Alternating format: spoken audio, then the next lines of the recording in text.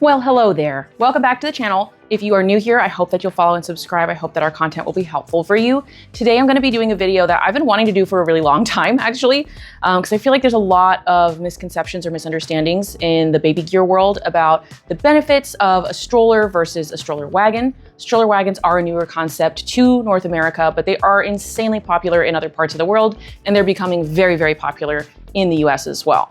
So I just wanted to share with you kind of what I feel the pros and the cons are regarding each of these, where one may be more beneficial than the other, and things that you may just not have known to consider. So I'm gonna start from price point basis. Right now on Amazon, I did look at both of these, and I will put listings there on the screen for you. So this stroller wagon is one of the very cheapest four-seaters on the market, I really believe, especially of this style. And this is a Vivor, so it's not exactly like a baby gear brand. They make all sorts of things, tools and garden stuff and whatever. But just for the purpose of this video, I'm gonna compare these two. So right now, this one is coming in under $400. It is on sale a little bit. So this is the price point for this one. And then for the four-seater stroller that I have, this one is over $500. So there's a little bit of a price difference. I will say that this one is not brand new. This one is. I got this one secondhand. Just starting kind of from the handlebar and working our way forward is how I'm gonna do this. And I find it interesting that on the listing, they list for this one is ergonomic. I feel like anybody can just say that these days because it really doesn't mean anything. This is not an adjustable handlebar. So this is the height, which it will always be, and you can't pivot it up and down to make it more comfortable. And there's no pull option on this as well. For the stroller wagon, now obviously this will vary from different models and different styles of stroller wagon. That is gonna have to pertain to whatever you're looking at buying. For this specific type of stroller wagon, it is the same, just kind of a round bar straight across. However, you can adjust this handlebar up and down to your needs. It does have a little bit of give if that's gonna bug you. There are different kinds of handlebars, but this one can be adjusted. And there's also, because it's double-sided, there is a pull option. You can adjust the other side as well and pull from the front if that is desirable. So as far as the adaptability of the handlebar situation, push, comfort, ease, stroller wagon has it on this one for me. Now, as far as storage goes, this has, the stroller has a more spacious basket. It is underneath the stroller. And to be honest, it's a little bit hard to access from the back. I'll show you a little bit of a closer up on that. But there are some things to consider on that as well. There is a zipper that is built in here, which makes it a little bit easier if you need to access from the side. But you need to consider that if you have riders that are riding in the back here, their feet are going to be dangling into that basket. So that affects the size of what you can put in the basket, as well as if it's something like food and your kids' legs are long enough to stomp on that, you're gonna wanna think about that. This definitely helps with access from the side. From the front, it is not accessible. It's just not. I'll show you that as we do kind of like a walk around. But yeah, just to say the stroller basket here is definitely more spacious, but there are some caveats and hangups with that as well. For stroller wagons, generally, they kind of tend to have pockets built around and on them. Now, this is a very typical style of basket for this type of stroller wagon. It's pretty straightforward. It's got pockets built along the outside, and it's got one central compartment here. So while it may not be as large of a storage area, it's completely protected from children, from their feet. They can't reach or look into this at all. And it's pretty typical that you would find pockets like built along the outside of the body. Like here, there's 3 pockets built onto the back of this stroller wagon. You've got the basket, you've got a big pocket on either side, one here, and on the front, it's pretty typical that you would have kind of a big storage pocket there as well. So as far as storage goes, kind of depends on your preferences and your needs. If you have a little kid, a little tiny one, like a 7-month-old in the stroller, they're not gonna be reaching the stuff underneath with their legs because their legs are shorter. So that wouldn't really be a concern for you. You also, on the stroller wagon, with the type of bench style seats that are featured here, you can put things underneath those bench seats too. So it's really up to your needs. I come in that stroller wagon has more storage possibilities. There is not a single pocket that I could find built in on this thing other than the storage bag. So that's something to consider. You also just have accessibility, right? Kids cannot climb into these back seats on the stroller by themselves. You're going to have to get them in and out. On the front seats, if you have older kids, maybe they can climb in and get in on their own. However, generally, you're going to want heavier kids over the big back tires.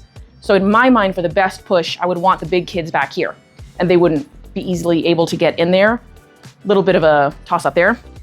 For stroller wagons, especially this style, they often have kind of what we call like a doggy door entry, where you can open this up and they can climb in on their own. That's a pretty nifty feature. There are also aftermarket add-ons that you can put like on the bottom bar here where they can step in on their own, but it is a little more accessible for kids to get in and out without your help. Now, where I think you have a really big advantage on the seating for the stroller is if you have a certain demographic of children and a number of children, right? So for example, the seats on the stroller come in with a top weight limit of 40 pounds each. For the stroller wagon, pretty typical is 50 pounds each seat, but the bench seat has 2 seats per bench, so that's 100 pounds per bench. So as far as being able to carry weight, you can carry more weight in the stroller wagon itself.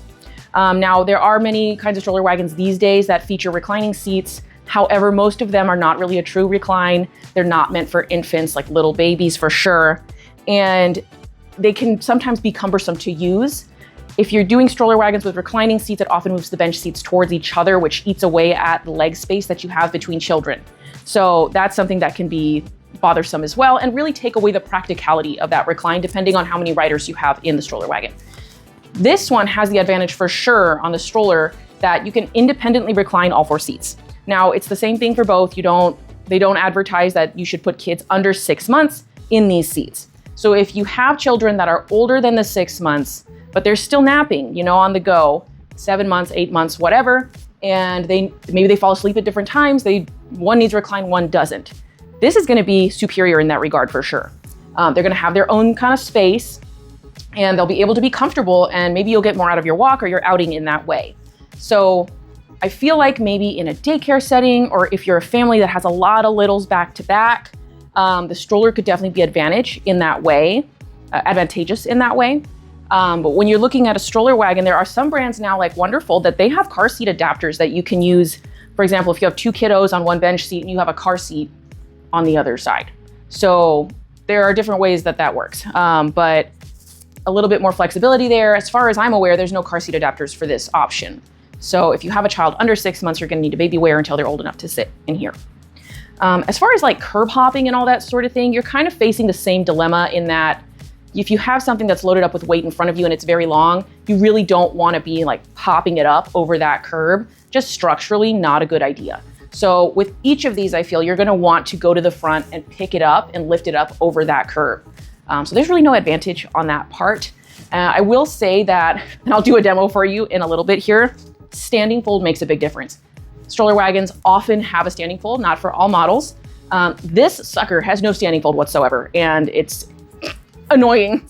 As far as the weight of each item goes, I've picked both of them up and they feel pretty similar.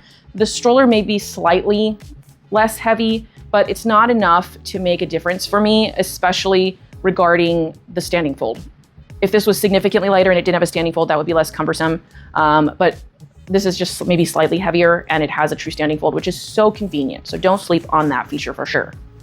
Now, another thing regarding weight is that with a stroller wagon, you have some added flexibility, maybe longevity as well, because you can take these bench seats out and you can use this for all sorts of things. We have literally moved furniture with our stroller wagons because the bench seats can hold up to 100 pounds usually, but the actual wagon itself can hold like 250 pounds around there. So if you take those bench seats out, you can use it without bench seats. If you have maybe a special needs child that is not going to fit on those bench seats, but you need a big spacious area for them to be comfortable, going out and about, that could be very comfortable and actually last you a lot longer. Now that's obviously not going to be an option here, so that's something to consider as well. You can buy all sorts of aftermarket accessories for these. Oso Summer is my favorite canopy maker. She makes all sorts of different add-ons for canopies like the full length like this, but she also has a patent pending canopy ends that you can get with mesh or full coverage. It's just really customizable.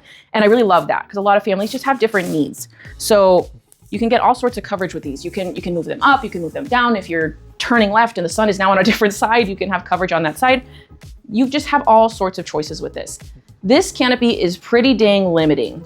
You do have a small, little teeny tiny peekaboo window right here that gives you a look in, but it doesn't provide a ton of ventilation.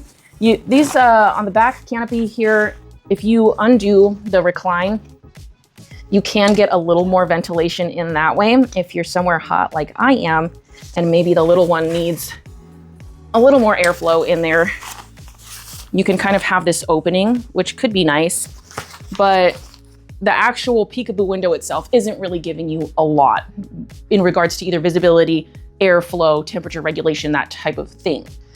And you can't really go halfways on this sucker. Like you have the canopy up or down, you know, and it's pretty loud, it's pretty clunky. That is just not the case. If I have a kid sleeping in here and I move this down, it's like a whisper quiet. If I'm doing canopy stuff here, it's kind of like so it's nice that you don't have to take it off and on, you know, that is pretty good. But just in regards to like the actual functionality of the thing, if the kids on the front want shade, the back kids are gonna have to be almost enclosed. And they may get scared because that's really loud. It's also just like a lot of finagling to make this look somewhat good. Now, another note regarding ventilation, okay? So on these type of stroller wagons, a lot of times on this type of wagon, you have a panel that you can roll up or down that's on the inside, and then the outside has mesh on it. So you can get even more airflow in and out that way. So there's just a lot of customization you can do with these that is just simply not possible with a stroller. Again, now thinking about pros and cons, stroller wagons and the stroller, I feel like the tires are somewhat similar in size. This particular stroller wagon has slightly larger tires. You do have that double tire design on the front. If you like that, that's a draw. If you don't like that, that's, you know, not appealing. But with the stroller wagons, depending on the model you're looking at, sometimes you can upgrade to like an XL tire or an all-terrain tire if it doesn't come standard with what you already have. As far as I'm aware with these, you don't really have that customization option. So it depends. Overall, I would say my takeaway from having these two items and using them, I feel as though there is a window of time in which the stroller would definitely be advantageous. Definitely could fit your needs better, depending on what kids you have riding, or if you just need that flexibility of the independent recline is pretty important. But as far as longevity and having a piece of baby gear that's gonna last you longer and maybe be more multifunctional, the stroller wagon has kind of got it in spades. So this is not also one of the fanciest strollers on the market for sure for quads. I know Family Do, they sell like an inline 3-seat. They've got a 4-seat. I think they've even got a 6-seat. So depending on your situation, that may be even better. And just as far as maybe bells and whistles, maybe they've got more options. So that's something to check out if the stroller makes sense for you and your situation. Okay, I'm gonna do my best here to show you the fold on the quad stroller. So there are red levers here. This is a pretty typical way of folding baby gear, and it's gonna kind of fall forward. And it's not super like graceful. But this is about as compact as it gets. And like I said, there is not a standing fold option here. It's just, I mean, you can see the front tires are completely off of the ground. So like if I wanted to even rest this against the wall, it's just not happening. And to be honest, I will say like, this sucker has wrecked my lower legs. It has a lot of metal and stuff and it just hits your shins a lot. So as far as like compactness and fold and whatever, not my favorite. But there's that. So I'm gonna put this down so I can show you the stroller wagon, how that operates for the fold. Now you can leave the canopy on, which is, you know, pretty nifty. I'm gonna fold these handlebars down for maximum compactness. And then I like to flip in the pockets. I really don't know if that's a must here. But I like to put the brake on as well so it's not moving away from me. And then I'm gonna come in here and pull on that center strap. Now, some stroller wagons have an auto lock. This one does not. So this is more affordable. So you're gonna lose some of the bells and the whistles, but you can also, I mean, if you take out the bench seats, this is gonna get more compact. You can put these canopies a little more in on the frame, you know, just a little bit more user-friendly in that way. But you can see kind of the difference here size-wise and which one is more manageable. Like if I'm out and about with my kids and I have little kids and I'm you know, packing up at the end of an aquarium day or something, I can put this down and go buckle my little ones in.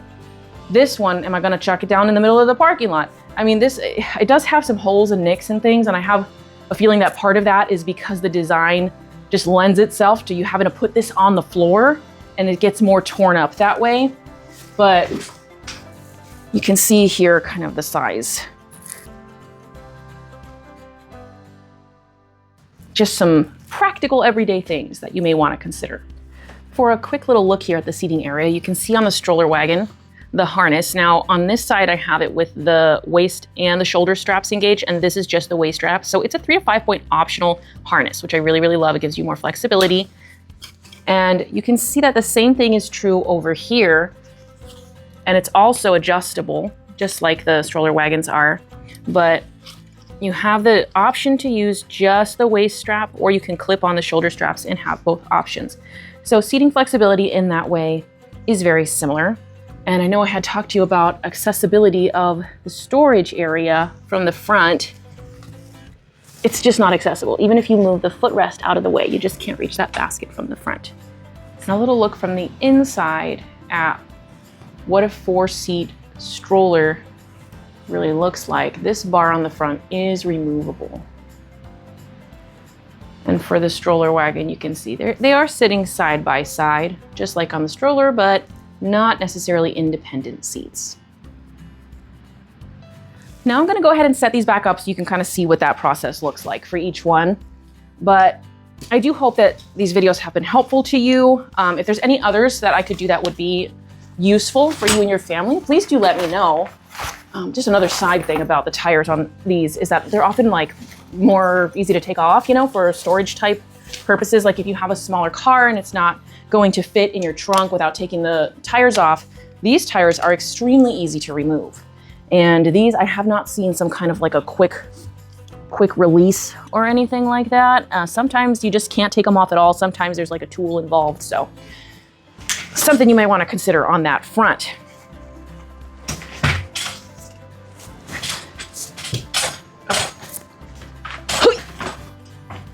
There may be a more graceful way of doing this. I totally believe that parents that are more experienced using this like every day would be more graceful in doing that.